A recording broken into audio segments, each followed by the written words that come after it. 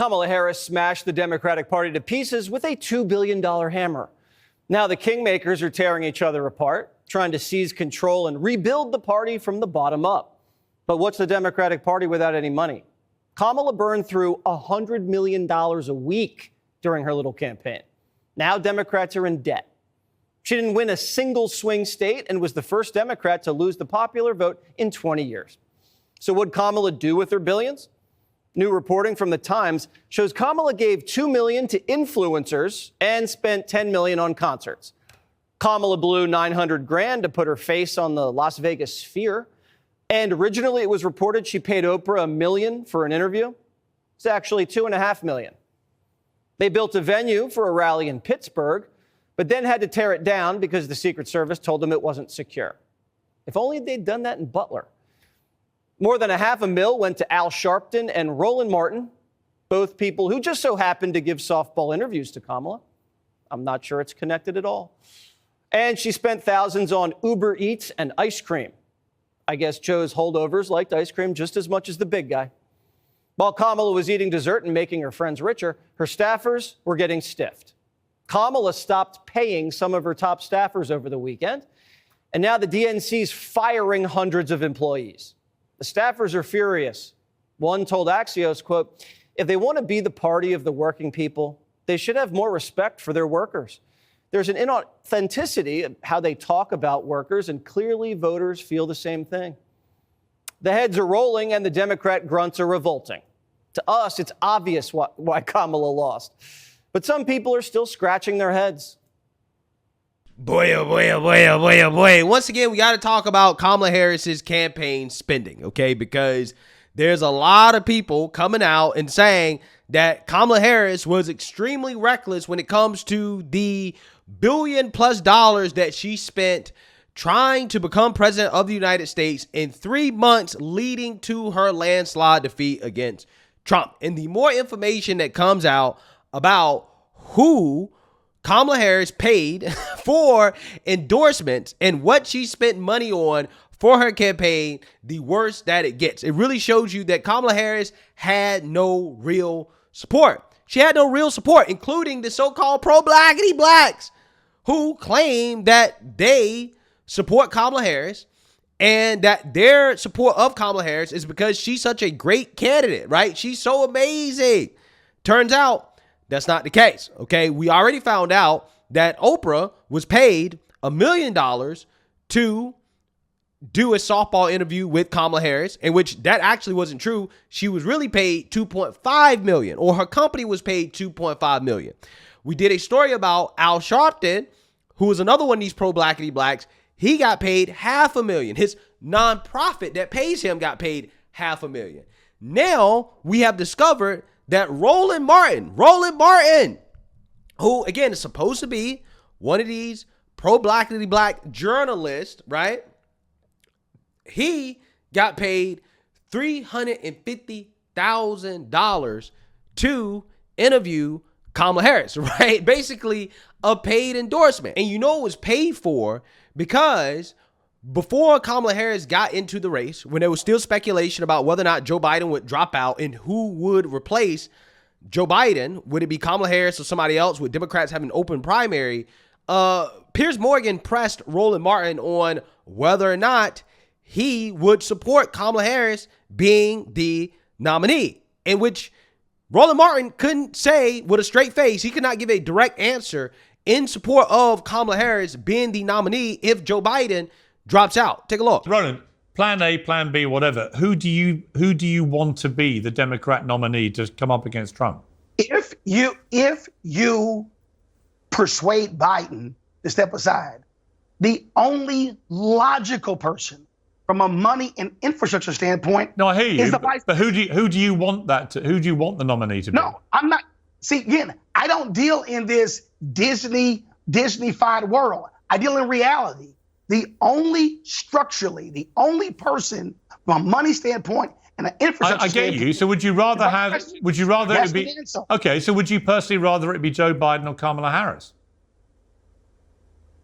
Biden has to decide. See, well, what do you think?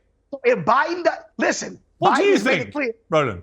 Hey, Piers, Biden has made it clear he's running. Unless Obama goes to him and says, "Hey, Joe." No, I understand all that, but I'm very curious why somebody who's been one of the most opinionated human beings I've ever known in my life, and which is a good thing. But why can't you just answer a straight question? Which one do you prefer? Piers, I've been making the phone calls. I'm looking at the reality of this. I know, this is not. Would you rather it be Biden or Harris? Who do you think has a better chance of winning? I'm telling you right now. You missed what I just told you. Listen to me clearly, Piers. If they move Biden, they're taking out Harris, and that will be completely detrimental. Why are they taking out Harris? I don't understand. Because they haven't wanted her anyway. They went to Biden in the last couple of years to get him to drop. Okay, but look, putting aside all of this, who do you personally, Roland Martin, who would you like to see take on Trump with the best chance of winning? Just give me a name.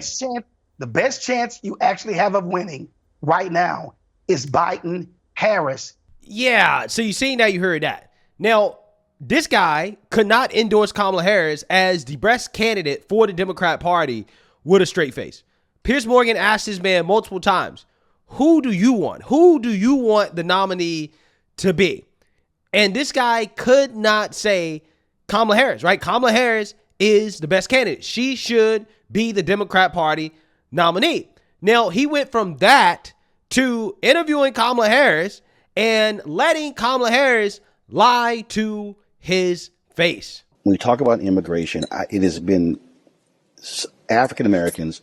It's been, in some quarters, extremely contentious. And I've said, wait a minute, there are people who are coming from African nations, who are coming from Haiti, who are coming from Bermuda, who are coming from different countries. And you have these battles happening in Chicago and New York.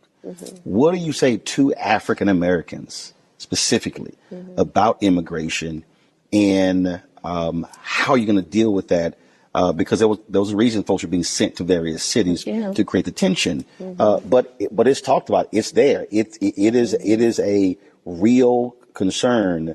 So what do you say to African Americans specifically who say, shut it all down, folks can't come in, close the border, who sound in many ways like MAGA folks?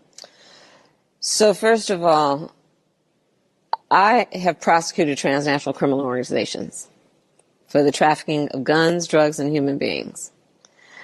I have had a career, including now, of prioritizing that we must have a secure border. I checked this new border ad. The ad does imply that Harris was on the front lines of the border crisis, when in reality, as a California Attorney General from 2011 to 2017, she mainly dealt with state-level criminal justice. For example, her Back on Track program aimed at reducing repeat offenses through education, not tackling border cartels. So this claim is stretching the truth a bit. News Nation is fact-checking this claim as misleading. That also implies that Harris went after gang members for cross-border smuggling.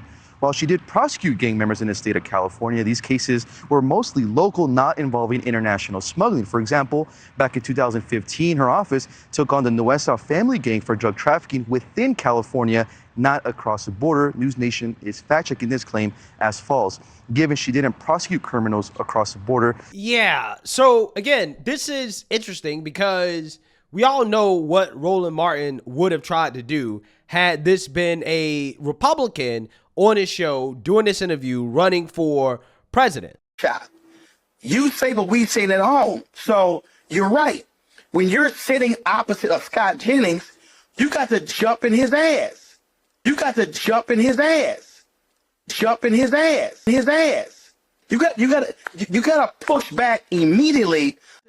Jump in his ass. Yeah, so clearly he didn't do that with Kamala Harris, just like he didn't do that with Tiffany Henyard, right? And now that it has come out that he's been paid by the Kamala Harris campaign, I have questions about whether or not Roland was paid by Tiffany Henyard. Now, I don't know, right? I'm not making a claim. I'm just saying I got questions, okay? Because he didn't jump in that ass in his interview with Tiffany Henyard, the most corrupt mayor in American history, who is now being investigated by the feds. And again, he clearly didn't do that with Kamala Harris either, right? So this man was paid. He claims to be a journalist. He did not disclose to his audience that he was paid. And now that this FEC filing has come out exposing him being paid, this dude is basically doubling and tripling down on the fact that, hey, he doesn't see a problem with being paid by the Kamala campaign to do an interview. Right? Let's read here. Vice President Kamala Harris' campaign reportedly gave large amounts of money to organizations run by media figures in the weeks before sitting down for interviews with them. FEC filings, first reported by the Washington Free Beacon, show the Harris campaign gave two $250,000 donations to Reverend Al Sharpton's nonprofit organization in September and October. Harris sat down for a friendly interview with the MSNBC host on October 20th, in which he asked her what she wanted her legacy to be 50 years from now. Sharpton wasn't the only media ally that received a payment from the campaign to his organization ahead of their sit-down interview, a bombshell New York Times report revealed. The campaign also gave $350,000 to New Vision Media on September 9th, according to FEC filings, first reported by The Times. New Vision Media is a media company run by propagandists. I'm not calling him a journalist. Roland Martin. Martin spent roughly 30 minutes interviewing Harris on his streaming program in October. The former CNN contributor told The Times the payment was for advertising. Quote, "It should have been a hell of a lot more," he said. According to the report, more should have been spent on black-owned media.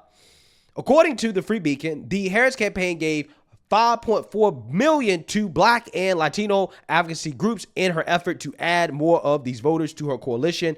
News of these expenditures come as Harris' campaign faces increasing scrutiny over its $1.5 billion spending spree during her short presidential campaign. Yeah, so here's the thing, right? Roland Martin claims that this was for advertising, which I have no clue what the hell that means, right? I'm not sure exactly what he means, right? Was he running ads for Kamala Harris? I mean, let's be honest. His whole program was an ad for Kamala Harris. If she really decided that, hey, it'd be a good idea to spend $350,000 to advertise on Roland Martin's channel or his network, that's a bad use of money, okay? Because again, his whole channel is essentially an advertisement for the Democrat Party and her, right? And that interview only got 126,000 views. So again, that was a really, really, really bad investment, okay? I mean, we can see how it turned out when it comes to Kamala Harris and the election results. But the fact that this guy, as a so-called journalist, did not disclose the fact that he was actively being paid hundreds of thousands of dollars by the Kamala campaign, while also at the same time weaponizing his title as a journalist to shield on behalf of Kamala Harris, is shameful. It really is. It's just as shameful as this dude allegedly facilitating questions being leaked to the Hillary Clinton campaign. So again, this guy is a paid Democrat Party operative running around here claiming to be a so-called journalist. And it's just so funny to me how all of Kamala Harris's strongest supporters, even the so-called pro-blackity blacks, you got to vote for Kamala because she's a black woman. None of these people actually believe the things they were saying, at least not enough to where they would say, hey, you know what? I don't need to get paid for me to come out and support you. All of these people, Kamala Harris's friends, all of these shills in the media that told people to support Kamala Harris and try to convince them to support Kamala Harris were all being paid. They all got paid. And what does her campaign have to show for it? A landslide defeat to Trump. Kamala's campaign may be one of the biggest political scams in American history. It is a $1.5 billion scam in which all of these propagandists in the media, these Hollywood celebrities, they got paid. They got money. They got richer off the backs of these naive people who decided to donate to Kamala Harris thinking that she had a chance to beat President Trump. At this point, I don't think that it's unreasonable to question whether or not anybody who came out and publicly supported Kamala Harris got paid, right? I'm pretty sure almost all of them got paid, right? By the campaign. Incredible. Absolutely incredible.